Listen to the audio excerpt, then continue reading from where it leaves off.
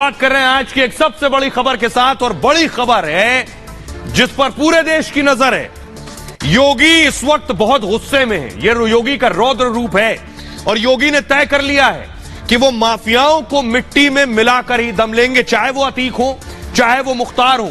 और योगी का जो बुलडोजर है इस वक्त बिना ब्रेक के चल रहा है। हर दूसरे दिन बुलडोजर चल रहा है और एक माफिया के करीबी और माफिया की इमारत गिरा दी जा रही है। अगली तस्वीर दिखाइए। योगी ने ठान लिया है, चाहे वो अतीक अहमद हो या मुख्तार अंसारी, दोनों जेल में बंद हैं, लेकिन इनसे जुड़े हर शख्स, हर लिंक, हर करीबी, इनकी मदद करने वाले की एक भी इमारत नहीं बचेगी। अगली तस्वीर दिखाई सर। ये आप देख रहे हैं, ये है अतीक के करीबी का आलीशान घर। ये है घर, देखिए जरा। ये घर है। बुलडोजर की कार्रवाई के लिए आज सुबह सुबह बुलडोजर पहुंचाए गए इस घर पर। ये देख रहे हैं, पहले आप घर का दीदार कर लीजिए एक नजर, उसके बाद आपको दिखाएंगे कि अतीक के करीबी के घर पर बुलडोजर चला और पूरा घर अभी शाम को, अब तक देर रात तक ढहा दिया गया। अगली तस्वीर दिखाइए जरा। ये आप देख रहे हैं, ये पूरा घर जिस पर योगी का बुलडोजर चल रहा है। योगी ने इस तस्वीर के जरिए साफ कर दिया है कि माफियाओं के साथ जो खड़ा होगा उसका अंजाम ये होगा, अपराध करने वालों के साथ जो खड़ा होगा उसका अंजाम ये होगा। ये देखिए जरा, पूरा घर मिट्टी में मिला दिया गया। सिर्फ अतीक नहीं, अगली तस्वीर देखिए जरा। ये मुख्तार के बेटे का घर आप देख रहे हैं इस वक्त। ये आप देख रहे हैं इमारत। अब अगली तस्वीर दिखाइए जरा, जहां बुलडोजर चला है। ये मऊ की तस्वीर मैं आपको दिखा रहा हूं। मुख्तार के बेटे के घर बुलडोजर चला और पूरा घर देख रहे हैं गिरा दिया गया। तो योगी ने तय कर लिया है, चाहे वो अतीक हो या मुख्तार हो, बुलडोजर ऐसा ही चलेगा। लेकिन विरोधी कह रहे हैं ये दोनों मुसलमान हैं, ये दोनों मुस्लिम हैं, इसलिए योगी मुसलमानों पर ही बुलडोजर चला रहे हैं। सुनिए जरा। बुलडोजर बाबा जिंदाबाद, बुलडोजर बाबा जिंदाबाद। ये एक्शन नहीं है बल्कि जुल्म है, और खास तौर से मुसलमानों के साथ ये जुल्म किया जा रहा है। जो लोग रूल ऑफ लॉ की ताकत को नहीं मानते, वो बुलडोजर के जरिए इन तमाम चीजों को बुलडोज करना चाहते हैं। योगी ने माफियाओं को मिट्टी में मिलाने की सौगंध ले ली है। मुख्तार से अतीक तक मिट्टी मिट्टी होने वाले हैं। माफिया और उनके करीबियों पर योगी का बुलडोजर बिना ब्रेक के चल रहा है। पूरा ग्राउंड फ्लोर तोड़ा गया, फर्स्ट फ्लोर तोड़ा गया। आप देखिए, जो टॉप पे जो छत है, उस छत की जो सीलिंग है उसको तोड़ा जा रहा है। देखिए किस तरह से इस पिलर को तोड़ा जा रहा है, ताकि पूरा का पूरा जो घर है वो नीचे बैठ जाए। और कुछ वक्त पहले ये घर पूरा आलीशान चमकता हुआ घर था, जिससे अब मिट्टी में मिलाया जा रहा है। लेकिन विरोधियों ने योगी के बुलडोजर पर भी मजहब का स्टिकर लगाना शुरू कर दिया है। मुख्तार और अतीक पर योगी का बुलडोजर इसलिए चल रहा है क्योंकि ये दोनों मुसलमान हैं। ये एक्शन नहीं है बल्कि जुल्म है, और खास तौर से मुसलमानों के साथ ये जुल्म किया जा रहा है। अब माफिया के मुतालिक इन्होंने एक जुमला कहा था कि मैं मिटा दूंगा उनको, तो मिटाने की बजाय सरकार का निजाम ठीक कीजिए। जो लोग बैलेट पर भरोसा नहीं करते, वो बुलडोजर पर करते हैं। जो लोग अंबेडकर के पैगाम को ठुकराते हैं, वो बुलडोजर को अपनाते हैं। जो लोग संविधान को नहीं मानते, वो लोग बुलडोजर को इस्तेमाल करते हैं। जो लोग रूल ऑफ लॉ की ताकत को नहीं मानते, वो बुलडोजर के जरिए इन तमाम चीजों को बुलडोज करना चाहते हैं। लेकिन योगी का एक्शन धर्म और जाति देखकर नहीं होता। यूपी के ढेरों माफिया मिट्टी में मिला दिए गए, चाहे उनकी जाति और धर्म कुछ भी रहा हो। अल्पसंख्यक बहुसंख्यक का चश्मा भाजपा की सरकार नहीं लगाती है। भाजपा की सरकार माने सबका साथ सबका विकास। जो कह रहे हैं योगी का बुलडोजर मजहब देखकर मुसलमानों पर चल रहा है, उनको मैं आगे बताऊंगा। पूरी लिस्ट लेकर आया हूं उन माफियाओं के नाम की, उन लोगों पर जिन पर बुलडोजर भी चला और योगी ने उन्हें खत्म कर दिया, चाहे वो विकास दुबे हो, उन्नाव के, या सुंदर भाटी हो। लिस्ट में आगे दूंगा, लेकिन पहले आज की खबर मैं आपको बताता हूं। यह बुलडोजर चल रहा था अतीक के करीबी पर। प्रयागराज शूटआउट में तीसरे दिन भी बुलडोजर चला। अतीक के फाइनेंसर माशुकुद्दीन पर यह कार्रवाई हुई है योगी की। प्रयागराज के अहमदपुर में प्रयागराज डेवलपमेंट अथॉरिटी ने कार्रवाई की। कुछ ही घंटे में बुलडोजर से मकान को गिरा दिया गया। जीटी रोड पर यह आलीशान इमारत हुआ करती थी और 3 जेसीबी और एक पोकलेन मशीन से पूरे मकान को गिरा दिया गया। आलीशान भवन की कीमत बताई जाती है 3 करोड़ रुपए यह मकान था कीमत। माशुकुद्दीन उत्तर प्रदेश का हिस्ट्री शीटर बदमाश है। माशुकुद्दीन पर 40 से ज्यादा मामले दर्ज हैं। बिना नक्शा पास कराए मकान बनाने का आरोप था। एयरफोर्स के ट्रांसमीटर के करीब अवैध निर्माण किया गया और एयरफोर्स ने इस भवन को लेकर पहले आपत्ति जताई थी। दबंगई के दम पर माशुकुद्दीन ने घर बना लिया यहां पर और प्रयागराज शूटआउट में 3 दिन में 3 इमारत अब तक जमींदोज हो गई हैं। जफर अहमद की इमारत, सफदर अली की इमारत पर पहले ही बुलडोजर चल चुका है। अगला नाम देखिए, अतीक के साथ साथ मुख्तार के बेटे पर भी बुलडोजर चला। मुख्तार के बेटे अब्बास अंसारी का घर है ये, जिस पर योगी के 2 बुलडोजर काम कर रहे हैं। मऊ में अब्बास की 2 मंजिला इमारत जमींदोज कर दी गई है। डीएम के आदेश पर कुछ ही घंटों में मिट्टी में इस मकान को मिला दिया गया। मुख्तार के बेटे ने अवैध निर्माण दरअसल ये करवाया था और अवैध निर्माण को लेकर प्रशासन ने नोटिस भेजा था। इसके बाद अब्बास के ठिकाने पर यह बुलडोजर चला है। अब मैं आपको बताता हूं, सुनवाने जा रहा हूं, सुनिए जरा सिटी मजिस्ट्रेट नीतीश कुमार सिंह क्या कह रहे हैं, सुनिए जरा। देखिए, मुख्तार अंसारी, उनके पुत्रों उमर अंसारी, अब्बास अंसारी आदि के द्वारा एक ये जो भूमि थी इस पर बिना मानचित्र स्वीकृत कराए एक अवैध निर्माण करा लिया गया था। वस्तुतः ये भूमि भी किसी अन्य व्यक्ति की है। इसके लिए इन्हें नोटिस दी गई। नोटिस देने के बाद इनका जो जवाब आया उसके आधार पर एक निर्णय पास हुआ कि इस मकान का ध्वस्तीकरण किया जाए। तो ये पहला बिल्डिंग नहीं गिरी है, पहला बुलडोजर नहीं चला है। इससे कुछ दिन पहले आपको याद होगा ये सफदर की बिल्डिंग पर बुलडोजर चला था। ये जफर की बिल्डिंग है, जफर की बिल्डिंग पर बुलडोजर चला था और इसी घर में अतीक की पत्नी और बेटा रह रहे थे। अगली तस्वीर दिखाइए, जफर के बाद सफदर के घर पर बुलडोजर चला। सफदर बंदूक की दुकान थी, हथियारों की दुकान, गन सप्लाई करता था और इसका घर भी गिरा दिया गया।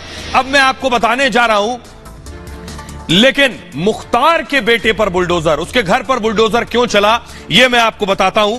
यह मुख्तार अंसारी, यह उनका शूटर बेटा अब्बास अंसारी फिलहाल जेल में। अगली तस्वीर दिखाइए, अब्बास के घर पर यह जो बुलडोजर चल रहा है, देख रहे हैं आप, अब्बास मुख्तार के बेटे पर भी बुलडोजर चल रहा है। योगी का बराबर से एक्शन हो रहा है।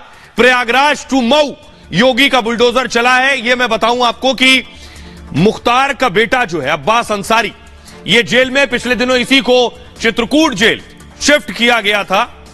यह अब्बास अंसारी की पत्नी है, पिछले दिनों सुर्खियों में आई, जेल में मिलने जा रही थी शौहर से और वहां पकड़े गए दोनों।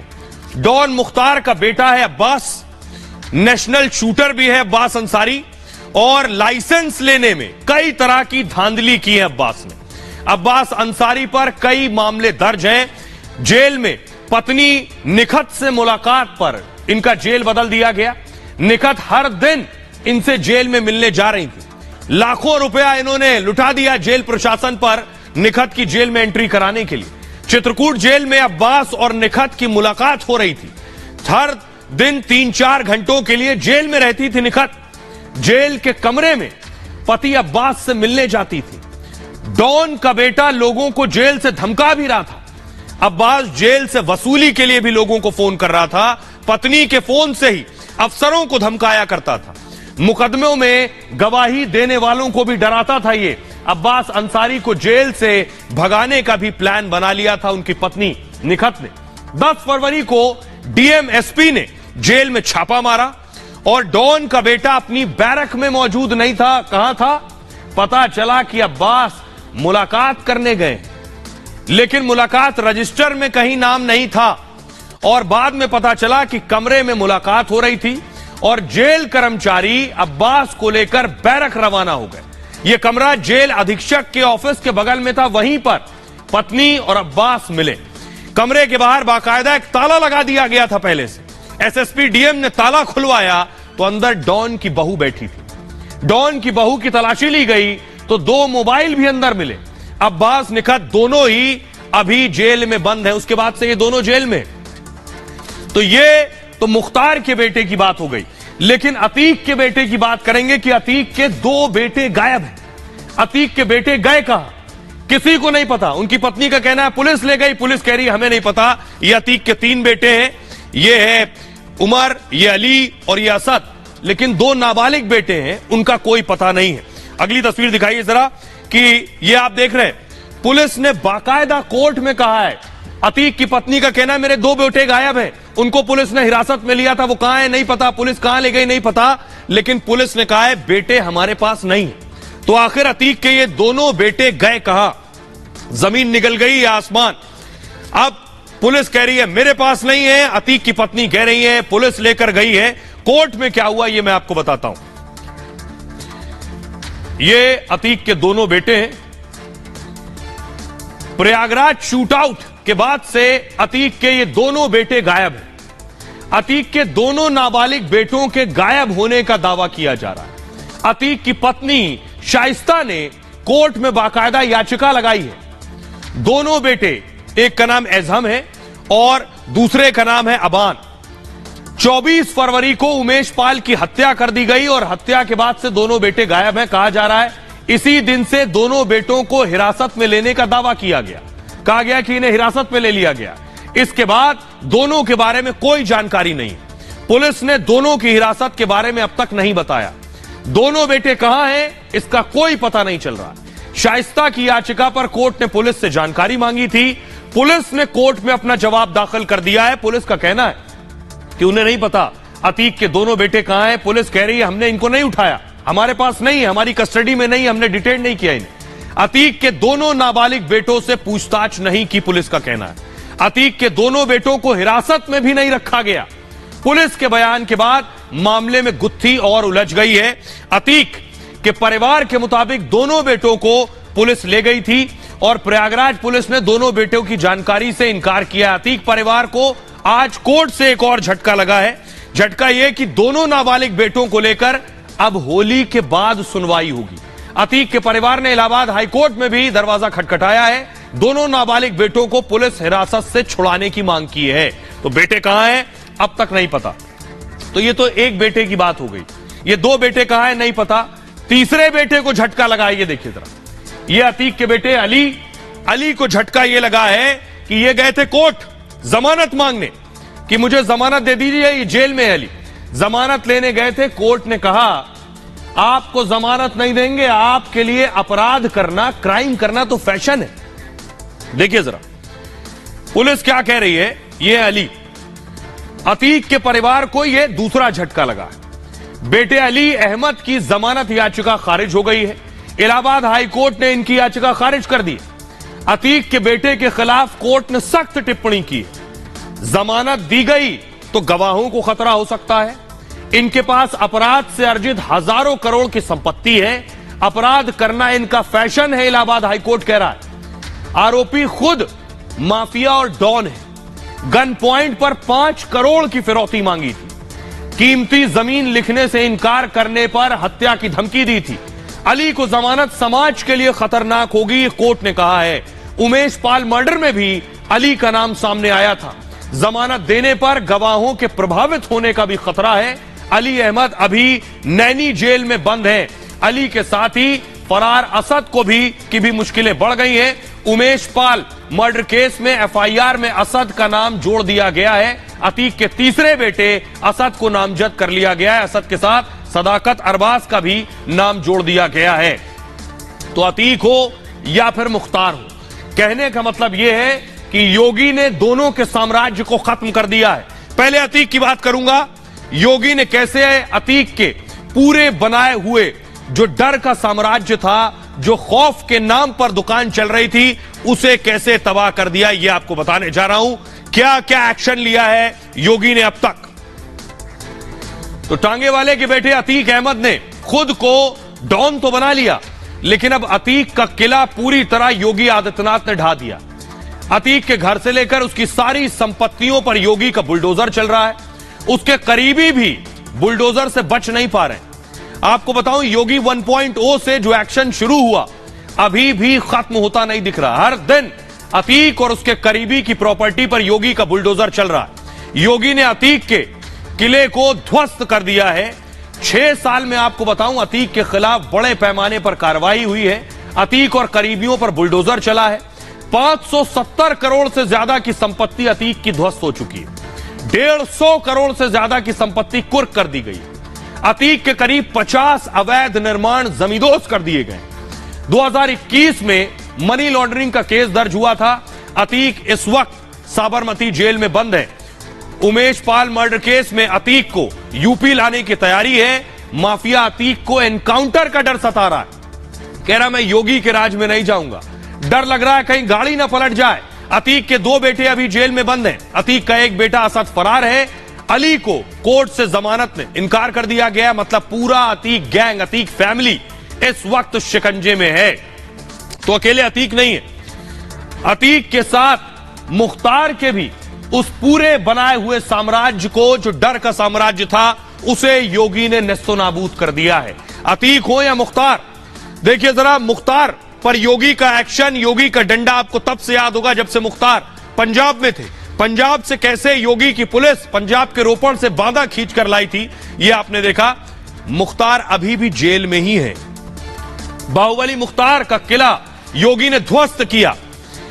मुख्तार अंसारी की अवैध संपत्तियों पर बुलडोजर चला योगी का। करीब 400 करोड़ की मुख्तार की संपत्ति अब तक बुलडोज की जा चुकी है। 400 करोड़, उसमें मऊ, गाजीपुर, वाराणसी में बुलडोजर चला है। आजमगढ़, प्रयागराज, कौशांबी में भी कार्रवाई हुई है। मुख्तार पर गैंगस्टर एक्ट समेत 60 केस दर्ज हुए। बांदा जेल में बंद है मुख्तार अंसारी फिलहाल। और पंजाब के जेल से मुख्तार को यूपी लाया गया था। पंजाब में मुख्तार को वीवीआईपी ट्रीटमेंट दिया जा रहा था। यूपी की जेल में मुख्तार नहीं आना चाहता था, जैसे इस वक्त अतीक नहीं आना चाहता है। सुप्रीम कोर्ट के आदेश के बाद मुख्तार को यूपी लेकर आया गया। अभी बांदा जेल में बंद है बाहुबली मुख्तार अंसारी। मुख्तार का बेटा अब्बास अंसारी भी जेल में बंद है। मुख्तार की बहू निखत भी जेल में बंद है। तो मुख्तार एंड फैमिली सब जेल में है। अब मैं आपको दिखाने जा रहा हूं एक और एक्शन की तस्वीर। अतीक की कुछ और प्रॉपर्टियां हैं ग्रेटर नोएडा में, देख रहे हैं आप। ये अतीक की प्रॉपर्टी बताई जा रही है जो आप देख रहे हैं इस वक्त। ये ग्रेटर नोएडा में है। इस पर ताला लगा हुआ है। इस पर भी एक्शन की तैयारी है। देखिए जरा, आलीशान बंगला है, इस पर भी बुलडोजर चलने वाला है। हमारे सहयोगी सुमित की जरा रिपोर्ट देखिए। प्रयागराज में बड़ी कार्रवाई अब लगातार अतीक अहमद और उसके गुर्गों पर की जा रही है। उसकी कई प्रॉपर्टीज पर बुलडोजर की कार्रवाई की गई है। ऐसी एक प्रॉपर्टी में इस वक्त हम उसके घर के सामने खड़े हुए हैं। दरअसल यह है ग्रेटर नोएडा का सेक्टर 36, जहां पर ये A107 मन्नत, जो कि एक प्रॉपर्टी अतीक अहमद की बताई जाती है। और जिस तरीके से अलग अलग जगहों पर उत्तर प्रदेश के कई इलाकों में बड़ी कार्रवाई लगातार की जा रही है, क्या यहां पर भी बड़ी कार्रवाई होगी? क्योंकि पूरे प्रदेश के अंदर जो पूरी प्रॉपर्टी है वो लगातार अतीक अहमद की चिन्हित की जा रही है। और ऐसी एक प्रॉपर्टी के सामने इस वक्त हम यहां पर खड़े हुए हैं। आप देख सकते हैं कि जो ताला है वो यहां पर लगा हुआ है, कोई यहां पर मौजूद नहीं है, क्योंकि लगातार प्रशासन जो है वो अलग अलग जगहों पर जो अतीक अहमद, उसके गुर्गों की जो तमाम प्रॉपर्टीज हैं उन्हें चिन्हित कर रहा है, उन्हें खंगाल रहा है। जांच लगातार जारी है और वहीं बड़ी कार्रवाई जो है वो भी यहां पर लगातार की जा रही है। बुलडोजर की कार्रवाई हमने पीडीए की तरफ से प्रयागराज में देखी है। जो बड़ी कार्रवाई वहां पर की गई, पूरी की पूरी जो इमारत थी, जो पूरा घर था, उसे ढहा दिया गया। वैसी एक इमारत भी आप यहां पर देख सकते हैं। ये एक फ्लोर ऊपर बनाया गया है, ग्राउंड फ्लोर है, और उसके ऊपर जो है वो छत है। लेकिन इस प्रॉपर्टी को जो है वो भी चिन्हित किया गया है। अब मैं आपको मिलवाने जा रहा हूं, बताने जा रहा हूं, अतीक का एक बहुत करीबी है, गुड्डू मुस्लिम, बम बनाता है, बम, और उमेश की हत्या पे बम चला रहा था। ये देखिए जरा, ये आप देख रहे हैं, ये बम जो फेंक रहा है, ये सफेद शर्ट वाला शख्स, ये देखिए, ये जो बाइक से उतरा, एक बम फेंका इसने, देखिए यहां, ये आकर बम फूटा। जितनी देर फायरिंग होती है, देखिए दूसरा बम फेंक रहा है, ये इसके हाथ में बम है और इसने ये दूसरा बम फेंका है। तो ये पूरे फायरिंग के दौरान बम फेंक रहा था। इस बम में आवाज थी और धुआं था, लोगों को दहशत में डालने के लिए, लोगों को डराने के लिए। बेशक नुकसान नहीं कर रहा था बम, लेकिन ये बम बनाता है। ये पूरे वक्त आसपास घूमकर बम फेंक रहा था चारों तरफ, लोगों को दहशत और खौफ पैदा करने के लिए। ये कौन है गुड्डू मुस्लिम?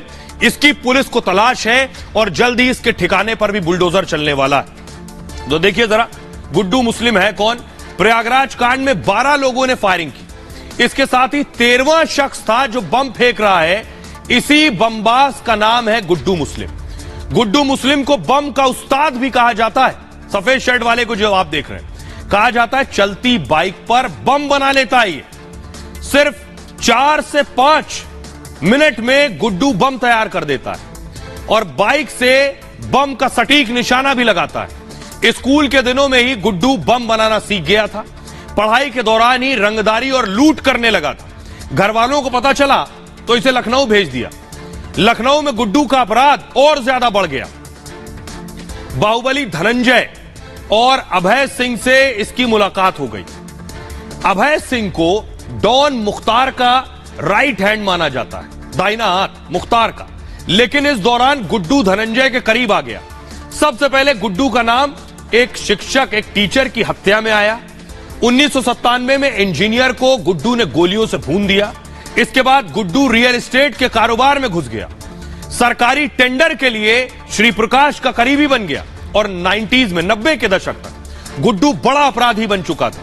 मोबाइल टावर के सारे ठेके अगर किसी को मिलते थे तो वो गुड्डू। इसके बाद गुड्डू उत्तर प्रदेश से भागकर बिहार पहुंच गया। गुड्डू मुस्लिम इन दिनों में सुपर किलिंग करने लगा था। सुपारी किलिंग यानी लोगों का पैसा ले रहा था और मार रहा था। बिहार में गुड्डू जेल गया तो डॉन अतीक ने इसे छुड़वा लिया। 2001 से गुड्डू अतीक का करीबी बना हुआ है। 2009 में परवेज टाडा के एनकाउंटर के बाद अतीक का खास बना। अतीक के इशारे पर गुड्डू अपराध को अंजाम देने लगा। 2005 में राजूपाल हत्याकांड में भी इसका नाम आया था। हालांकि जांच के दौरान गुड्डू का नाम निकाल दिया गया था। अब उमेश पाल हत्याकांड में गुड्डू की भूमिका साफ नजर आ रही है। सीसीटीवी तस्वीरों में झोले से बम निकालकर फेंकता नजर आ रहा है। तो गुड्डू मुस्लिम की अब तलाश हो रही है। तो अतीक हो गए, मुख्तार हो गए, गुड्डू मुस्लिम हो गए। अब एक और नाम है, अखिलेश के करीबी विधायक इरफान सोलंकी को आप देख रहे हैं।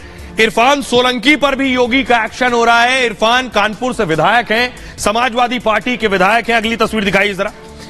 इरफान सोलंकी, फुल स्क्रीन लीजिए जरा। इरफान सोलंकी पर एक्शन हुआ है। एम्बियंस बढ़ाइए।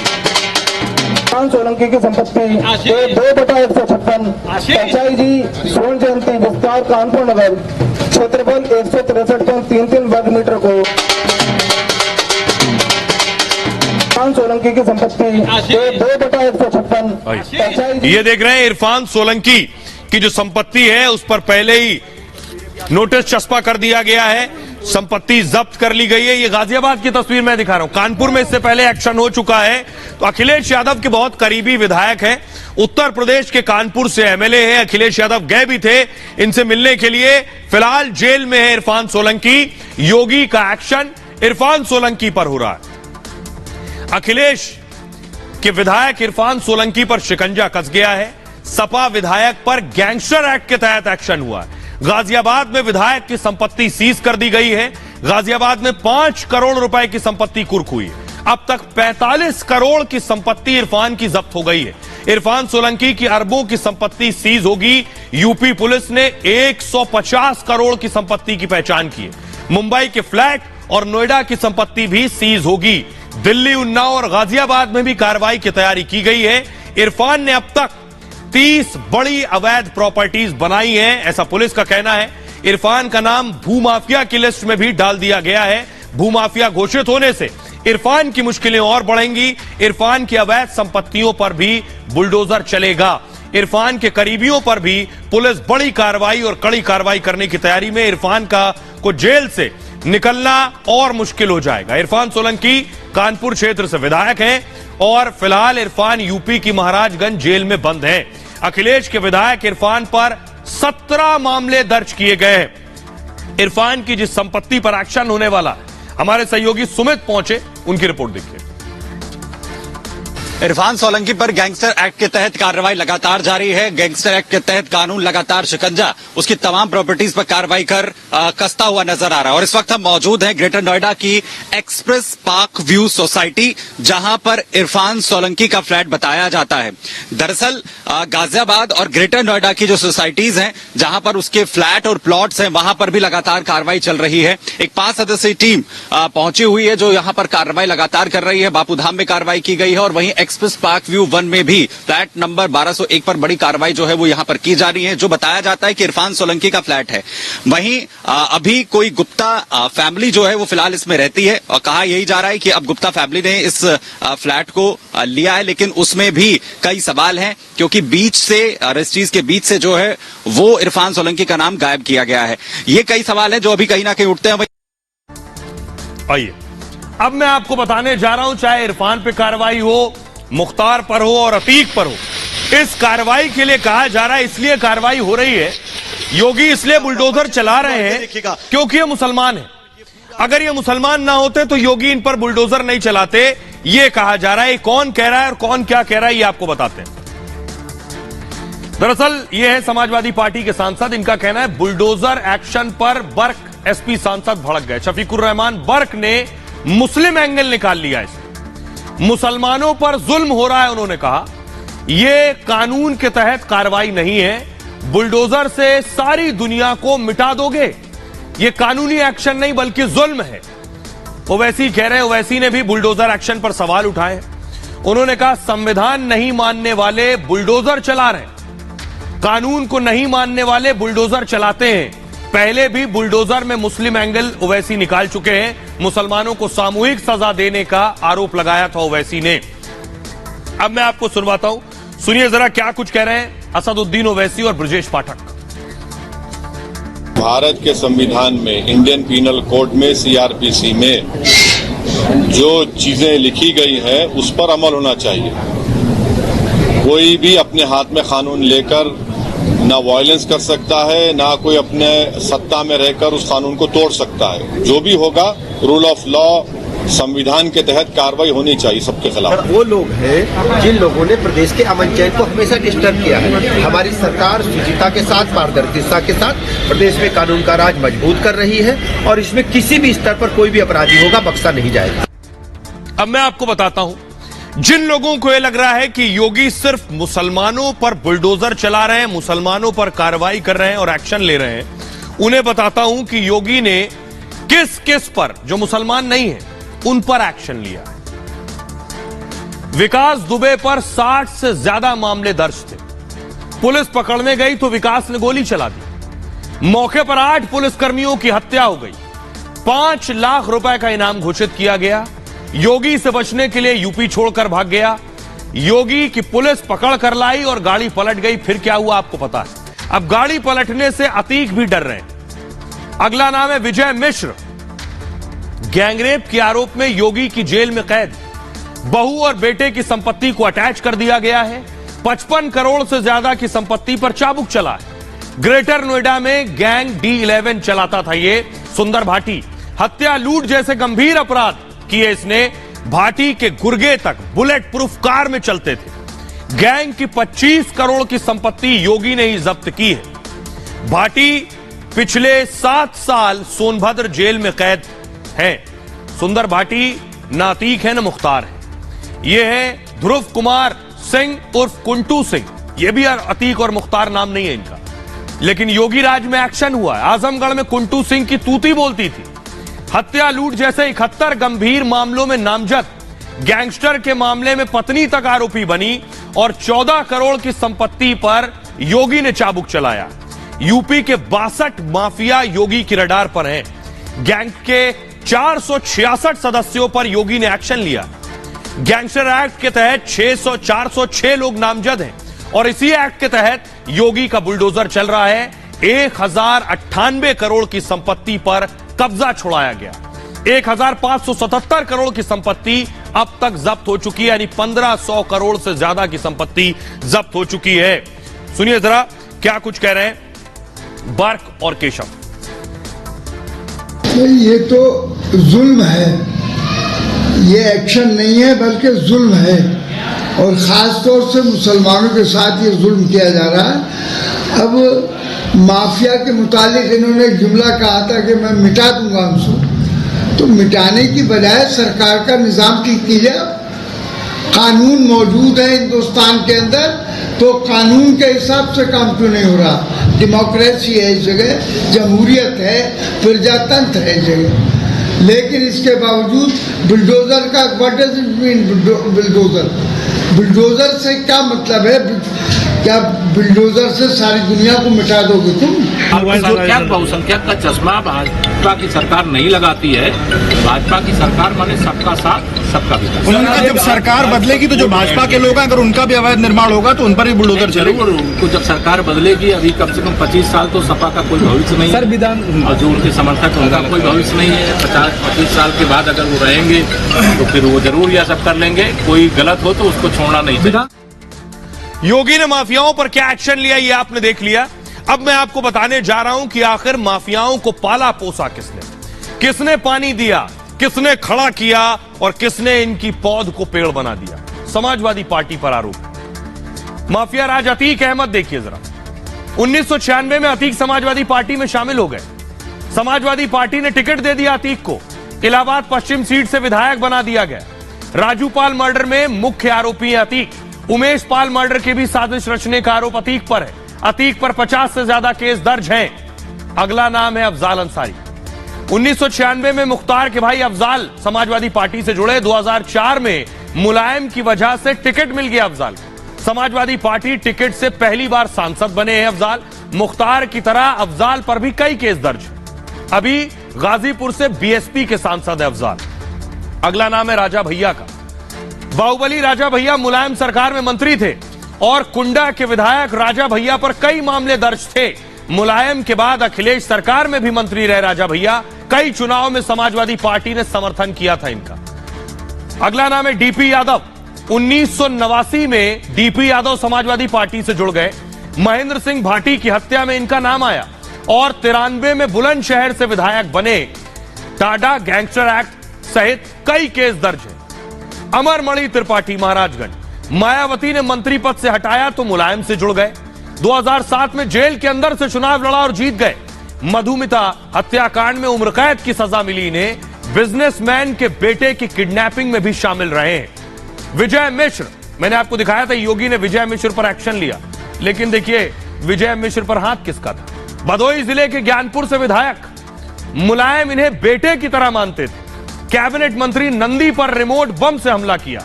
विजय मिश्रा पर 60 से ज्यादा केस दर्ज है। अब शायद बताने की जरूरत नहीं है कि आखिर कौन इन्हें सींच रहा था और कौन अब इन पर बुलडोजर चला रहा है। आइए, यूपी के लोग भी क्या ये मानते हैं कि योगी केवल मुसलमानों पर एक्शन ले रहे हैं? क्या कहती है यूपी की जनता, सुनिए जरा। भय मुक्त और गुंडा मुक्त उत्तर प्रदेश को बनाने की वो पॉलिसी उनकी बिल्कुल सॉलिड चल रही, जिससे जनता खुश है। और जात पात का कोई ईमान यानी कि गुंडागर्दी का कोई ईमान नहीं होता और कोई धर्म नहीं होता। जो अपराध करेगा उसको बाबा सरकार अपना मुकाम दिखाएगी। योगी जी महाराज के कार्यकाल में हिंदू, मुस्लिम, सिख, ईसाई सभी के साथ न्याय हो रहा है। अपराधियों की कोई जात नहीं होती है। और रही मुख्तार अंसारी और अतीक अहमद की, तो पूरा प्रदेश जानता है कि ये लोग कितने बड़े दुर्दांत अपराधी हैं। अगर इनके साथ बाकायदा न्यायालय और विधिक कार्रवाई के तहत कोई भी एक्शन योगी सरकार ले रही है तो वो जायज है। ये मुसलमान या कोई धर्म से जोड़ के माफियाओं को नहीं देखा जा रहा। योगी सरकार है, वो पूर्व में विकास दुबे का घर गिराया गया, एनकाउंटर हुआ तो कोई धर्म नहीं देखा गया था, वो हिंदू धर्म से आता था।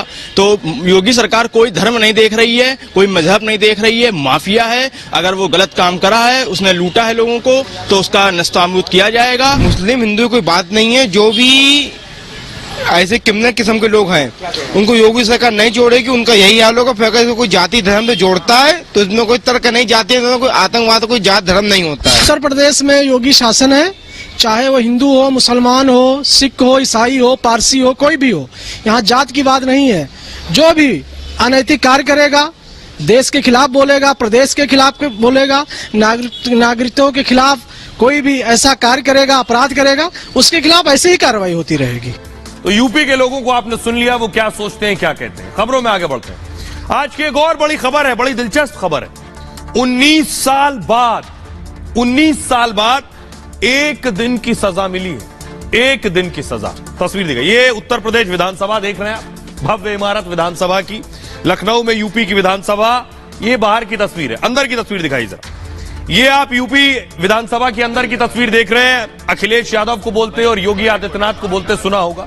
लेकिन इस विधानसभा में कटघरा भी है। उस कटघरे में आज पुलिस वालों की पेशी हुई। अगली तस्वीर दिखाई सर, ये आप देख रहे हैं, ये पुलिस वाले आए, कटघरे में खड़े हुए।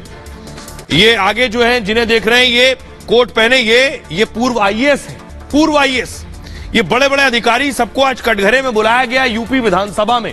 कोर्ट में आपने कटघरा देखा होगा, लेकिन विधानसभा में आज आप पहली बार कटघरा देख रहे हैं। तो आइए सबसे पहले आपको बताता हूं कि इन्हें क्यों बुलाया गया विधानसभा में, कटघरे में खड़ा करके इनके साथ हुआ क्या। देखिए जरा, ये देख रहे हैं, ये बड़े बड़े अधिकारी हैं, तारुफ कराऊंगा आगे में। यूपी विधानसभा में आज अदालत लगी, उत्तर प्रदेश विधानसभा में आज अदालत लगाई गई और 58 साल बाद यूपी विधानसभा में कोर्ट लगी थी। 19 साल पुराने मामले में कार्रवाई हुई। सदन के अंदर एक खास कटघरा है जो आप देख रहे हैं, इस कटघरे में खड़े हैं। 6 पुलिसकर्मी इस कटघरे में पेश किए गए। विशेषाधिकार हनन के मामले में इनकी पेशी हुई। सदन की अवमानना के दोषी पाए गए ये पुलिस वाले। सभी दल के नेताओं से उनका पक्ष पूछा गया, बताइए इनको क्या सजा दी जाए। ज्यादातर ने अध्यक्ष को फैसले के लिए अधिकृत कर दिया कि अध्यक्ष ही फैसला लें, और अध्यक्ष ने फैसला लिया। संसदीय कार्य मंत्री ने 1 दिन की जेल का प्रस्ताव रखा कि इन सबको 1 दिन के लिए जेल भेजिए। विधानसभा अध्यक्ष ने दोषी पुलिसकर्मियों को सजा सुनाई। कृषि मंत्री ने सजा 1 दिन से घटाकर कहा कि कुछ घंटों की सजा इन्हें दे दीजिए। सदन के विधायकों ने इस अपील पर असहमति जताई कि नहीं, 1 दिन के लिए जेल जाएंगे। संसदीय मंत्री ने कहा अध्यक्ष के फैसले के बाद बदलाव संभव नहीं है। सर्वसम्मति से पुलिसकर्मियों को 1 दिन की कारावास की सजा हुई। मार्शल उन्हें विधानसभा परिसर में बनी सेल में ले गए। रात 12 बजे तक विधानसभा के लॉकअप में रहेंगे ये पुलिसकर्मी। सदन के फैसले का अखिलेश यादव ने विरोध किया। सपा विधायकों के साथ अखिलेश ने सदन से वॉकआउट किया। उसके बाद अब जरा सुनिए क्या कह रहे हैं अखिलेश यादव और ब्रजेश पाठक। उसके बाद आपको दिलचस्प कहानी बताऊंगा कि इन पुलिस वालों को 1 दिन की सजा मिली क्यों। अध्यक्ष महोदय, विशेषाधिकार ये ले लें। स्पीकर पूर्व में स्पीकर साहब रहे, वो अपनी बात रख रहे थे, किसी ने सुना ही नहीं। मैं देखिए, इसको विशेषाधिकार का ले लें। मुझे लगता है कि आप इंटरेस्टेड ना हो तो फिर जो दी गई थी किसी सदन की, वो किसकी आपने हिंदी कर दिया। क्या आप समाजवाद को इस तरीके से कहेंगे? माननीय नेता, मैं अध्यक्ष महोदय सरकार के और उनसे संतुष्ट नहीं हूं। हम इस सदन से वॉकआउट करते हैं समाजवादी लोग, क्योंकि ये सरकार संविधान के खिलाफ है। ये सरकार बाबा साहब के जो दिया गया है संविधान, उसके खिलाफ है। डॉक्टर राम मनोहर लोहिया ने जो सिद्धांत दिया, उसके खिलाफ सरकार है। ये विधानसभा का ये अपना विशेषाधिकार होता है, और माननीय सदस्यों की विशेषाधिकार समिति यदि कोई निर्णय लेती है, इसका किसी भी स्तर पर कोई चैलेंज नहीं किया जा सकता। और ये दुखद है लोकतंत्र में, इस प्रकार की बातों को यदि कोई कहता है तो ये मतलब लोकतंत्र को चोट पहुंचाने देता है। हम इसको गलत मानते हैं और इस पर जितनी भी निंदा की जाए वो कम है। हमारी परंपरा है, हमारे यहाँ लोकतंत्र है और विधानसभा विधायिका सब सर्वोच्च होती है। और अब मैं आपको बताता हूं कि आखिर इन पुलिस वालों को सजा क्यों हुई। देखिए जरा, ये पिटाई की कुछ तस्वीरें आप देख रहे हैं। इन पुलिस वालों ने विधायकों की पिटाई की थी, बेरहमी से पिटाई की तस्वीर देख रहे हैं आप। ये पिटाई की तस्वीरें मैं आपको, उसके बाद विधायक देखिए अस्पताल पहुंच गए, बिस्तर पर लेटे अस्पताल के। तो विधायकों की पिटाई के मामले में एक प्रदर्शन हो रहा था उत्तर प्रदेश में, वहां इन विधायकों को पुलिस वालों ने पीटा था, जिसके बाद ये आप देख रहे हैं अस्पताल में पहुंचे विधायक। इसके बाद इन्हें आज बुलाया गया था और इन्हें 1 दिन की सजा दी गई। तो देखिए जरा, ये 19 साल पहले आखिर क्या हुआ था जिसके बाद इन पर एक्शन हुआ। तस्वीर दिखाऊंगा, ये आप देख रहे हैं, ये एक्शन की तस्वीर देख रहे हैं और ये आज कटघरे की तस्वीर देख रहे हैं। 19 साल पुराने मामले में सजा हुई है और 2004 में कानपुर में एक लाठीचार्ज हुआ था। तब समाजवादी पार्टी की सरकार हुआ करती थी। मुलायम सिंह यादव उत्तर प्रदेश के मुख्यमंत्री थे। बिजली कटौती के विरोध में बीजेपी के नेता धरना दे रहे थे। मौजूदा स्पीकर जो इस वक्त विधानसभा में अध्यक्ष हैं, सतीश महाना, वो भी धरने पर बैठे थे।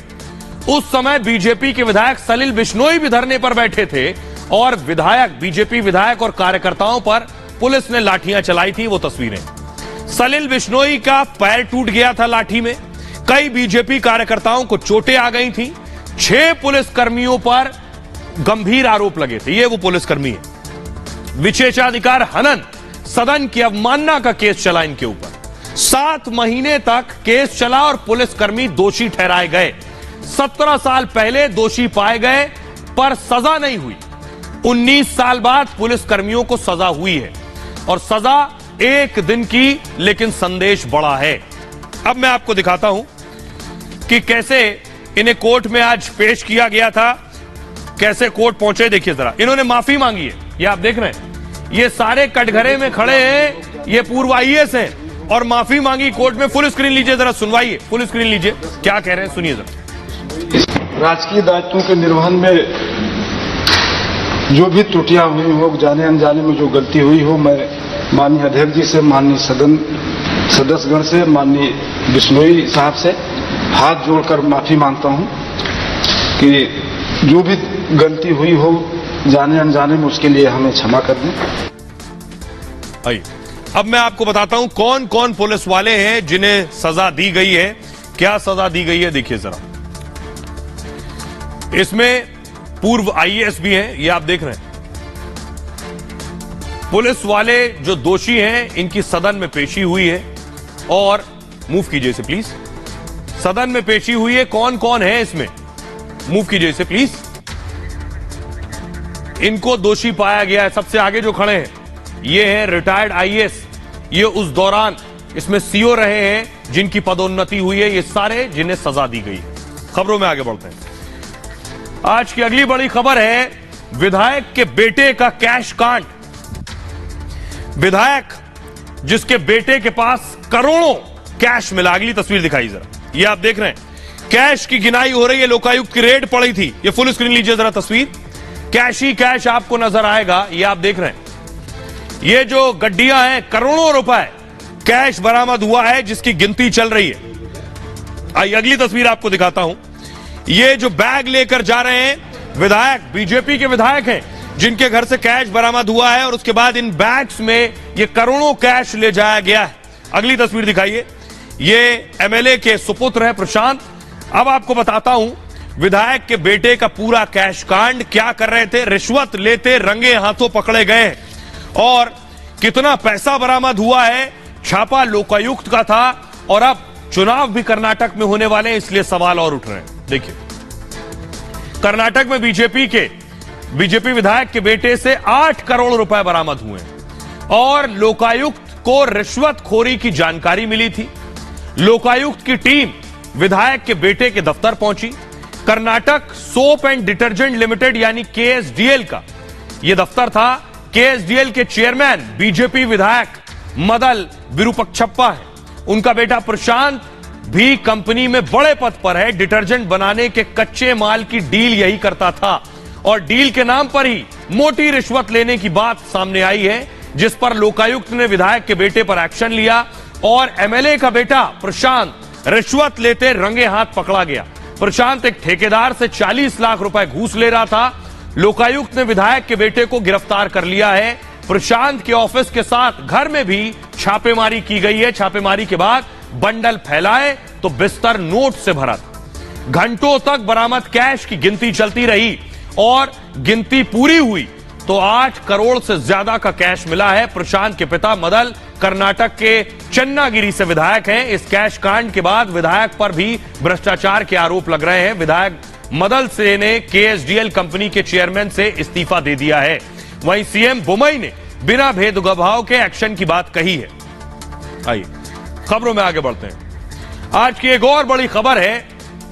खबर यह है कि आप जानते हैं कि राहुल गांधी जब जब चुनाव हारते हैं उन्हें तब लगता है इस देश में लोकतंत्र बचा ही नहीं है और इसलिए विदेश में तो सुन नहीं रहा कोई, तो देश में सुन नहीं रहा तो विदेश जाकर देश की बदनामी करते हैं। देश की बदनामी से क्या वोट मिलेगा, सवाल यह है। अब जरा पहले रिपोर्ट देखिए आप।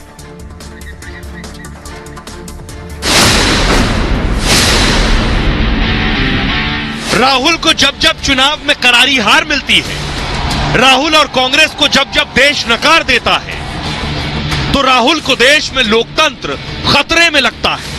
यानी सत्ता की कुर्सी पर गांधी परिवार न बैठा हो तो भारत का लोकतंत्र खत्म हो जाता है। Everybody knows, and it's been in the news a lot, that Indian democracy is under pressure, is under attack, right? I'm an opposition leader in India, and we are navigating that space. कल ही मेघालय के नतीजे आए। भारत जोड़ो यात्रा के बाद राहुल यहां प्रचार करने भी गए थे। पिछले चुनाव में मेघालय में कांग्रेस ने 21 सीटें जीती थी। इस बार राहुल गांधी 4 पर आ गए हैं। राहुल अपनी नाकामी और नाकामयाबी छिपाने के लिए देश के लोकतंत्र का अपमान करते हैं। राहुल पर बहुत हल्ला हंगामा हो रहा है। वैसे तो लोग गंभीरता से नहीं लेते हैं अब, लेकिन आपको बताते हैं राहुल ने क्या कहा है। देखिए जरा, राहुल गांधी कैम्ब्रिज गए थे और उन्होंने कहा हिंदुस्तान में लोकतंत्र खतरे में है। लोकतंत्र के बुनियादी ढांचे पर हमला हो रहा है। संसद, न्यायपालिका और मीडिया सब खतरे में है। विपक्ष को डराया जा रहा है, जेल में डाला जा रहा है। विपक्षी नेताओं के खिलाफ आपराधिक केस हो रहे हैं। मेरे खिलाफ भी आपराधिक केस दर्ज कर लिया गया और विपक्ष के तौर पर यह ऐसा दबाव है जो सहना पड़ रहा है। देश के विपक्षी नेताओं के फोन की जासूसी हो रही है। मेरे फोन की जासूसी हुई, फोन रिकॉर्ड किया गया। मुझे खुफिया अफसरों ने खुद यह बात बताई है। इतना ही नहीं, राहुल ने शहीदों का भी अपमान किया। वहां जाकर कहा पुलवामा के आतंकियों को कार बॉम्बर कहा गया और कश्मीर को तथाकथित हिंसक जगह बताया। राहुल ने चीन की जमकर तारीफ भी की। चीन के लिए देखिए क्या कहा कम्युनिस्ट सरकार ने शांति को बढ़ावा दिया चीन में। राहुल ने ये सारी बातें कैम्ब्रिज यूनिवर्सिटी में कही हैं, जहां राहुल पूर्व छात्र होने के नाते संबोधित करने के लिए गए थे। राहुल ने यहीं से रोल विंची नाम से एमफिल की डिग्री ली थी। आइए अब आपको सुनवाता हूं, सुनिए क्या कुछ कह रहे हैं राहुल गांधी जरा। Everybody knows, and it's been in the news a lot, that Indian democracy is under pressure, is under attack, right? I'm an opposition leader in India, and we are navigating that space. What's happening? The institutional framework which is required for a democracy, parliament, the free press, the judiciary, just the idea of mobilization, just the idea of moving around, these are all getting constrained. So we are facing an attack on the basic structure of Indian democracy. So we are going through all the states, and Kashmir is a state which is insurgency prone, right? There's a lot of violence. There's been quite a lot of violence for many years. In fact, that picture there is me putting flowers on the spot where almost 40. तो राहुल गांधी ने ये पहली बार नहीं कहा है, ये जब जब चुनाव हारते हैं भारत को गाली देते हैं। देखिए कैसे 2022 में ब्रिटेन गए थे, भारत की तुलना पाकिस्तान से कर दी। तब भी राहुल कैम्ब्रिज यूनिवर्सिटी में ही थे। आरएसएस को दलितों के खिलाफ बताया, कांग्रेस की हार को वोटों का ध्रुवीकरण बताया कि वोट डिवाइड हो रहे हैं इसलिए हम हार रहे हैं, वरना तो न जाने कितनी सीटें जीतते। यहां भी राहुल ने मीडिया पर हमला बोला था, सत्ता का मीडिया पर नियंत्रण बताया था, लद्दाख को यूक्रेन की तरह बताया था, कहा था लद्दाख का यूक्रेन जैसा हाल हो सकता है, चीन लद्दाख और डोकलाम में हमला कर सकता है। उससे पहले राहुल 2018 में जर्मनी गए थे, आतंकवाद को वहां जाकर जायज ठहराया, आतंकी संगठन आईसिस की भी वकालत की थी, कहा था अन्याय से आतंकवाद पनपता है, वंचितों को दरकिनार करने से ऐसा होता है। इसी दौरान उन्होंने आईसिस का जिक्र किया था, तब राहुल गांधी कांग्रेस के राष्ट्रीय अध्यक्ष थे। राहुल हैम्बर्ग में छात्रों को संबोधित कर रहे थे। उससे पहले 2017 में अमेरिका में थे, भारत में असहिष्णुता बढ़ने का आरोप लगाया था, विदेशी धरती पर बेरोजगारी का मुद्दा उठाया था और राहुल एक सियासी कार्यक्रम में शामिल होने गए थे। तब राहुल गांधी कांग्रेस पार्टी के राष्ट्रीय अध्यक्ष थे। सुनिए अब बीजेपी हमलावर है, अनुराग ठाकुर क्या कह रहे हैं। और ये रोने धोने का काम राहुल गांधी जब विदेशी धरती पे फिर एक बार कर रहे हैं, नतीजे क्या आएंगे उनको पता था और ये पैगासस कहीं और नहीं उनके दिलो दिमाग पर बैठा हुआ है। दुनिया भर में मोदी जी के प्रति जो सम्मान बढ़ा है, जो भारत का मान सम्मान बढ़ा है मोदी जी के नेतृत्व में, वो आज कोई और नहीं, दुनिया भर के बड़े बड़े नेता कह रहे हैं। राहुल जी किसी और की नहीं, कम से कम इटली के प्राइम मिनिस्टर और उनके नेताओं की तो सुन लेते हैं। अब देखिए, राहुल की हार की छटपटाहट है। क्यों राहुल को बार बार लगता है कि हिंदुस्तान में लोकतंत्र नहीं है, उसके पीछे बड़ी वजह क्या है मैं आपको बताता हूं। बड़ी वजह यह है, 2019 में एनडीए को मिली 353 सीटें, इनमें अकेले बीजेपी को 302 सीटें मिली, जबकि कांग्रेस के केवल 52 सांसद हैं। इसलिए लगता ही नहीं देश में लोकतंत्र है। क्यों? क्योंकि सीटें नहीं आ रही। 14 के बाद 53 विधानसभा चुनाव हुए और इनमें कांग्रेस पार्टी केवल 12 जीती 53 में से। 9 साल में कांग्रेस की सत्ता केवल 6 राज्य में बची है और 2014 तक 11 राज्यों में कांग्रेस की सरकार थी। मोदी काल में कांग्रेस के 331 विधायक घट गए, बीजेपी के 474 विधायक बढ़ गए। अभी देश में कुल 4033 विधायक हैं और कांग्रेस के पास 4033 में से 658 है। 2014 में कांग्रेस के पास 24% विधायक थे, अब सिर्फ 16% बचे हैं। यह कांग्रेस की हालत। 5 राज्यों में कांग्रेस का कोई विधायक नहीं है। 9 राज्यों में कांग्रेस के 10 से भी कम विधायक हैं। यह है वजह जो राहुल गांधी को लगता है कि देश में लोकतंत्र नहीं बचा है, क्योंकि खुद जीत नहीं पा रहे। बहरहाल ये भारत की बात है। मैं इतना ही। आप अपना बहुत ख्याल रखिए। एक छोटे से ब्रेक के लिए रुक रहे हैं, लौट रहे हैं कुछ और बड़ी खबरों के साथ।